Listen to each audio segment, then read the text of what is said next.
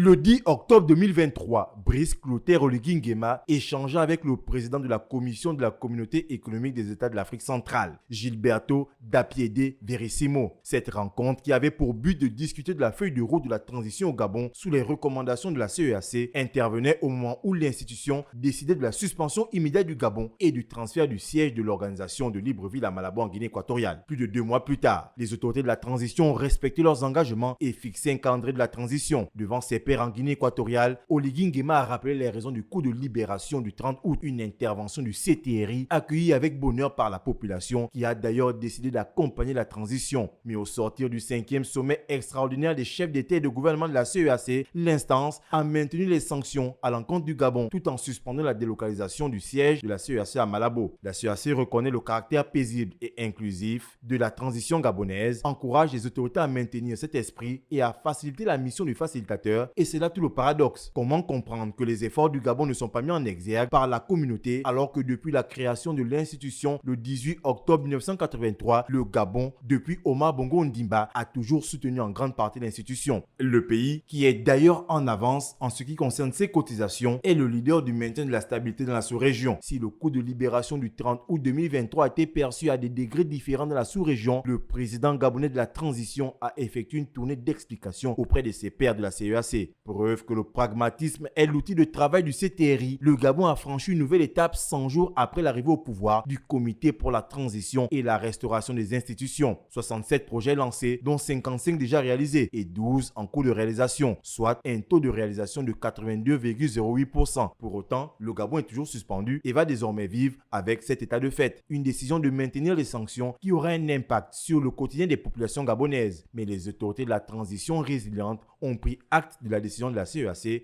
et comptent privilégier l'intérêt des populations.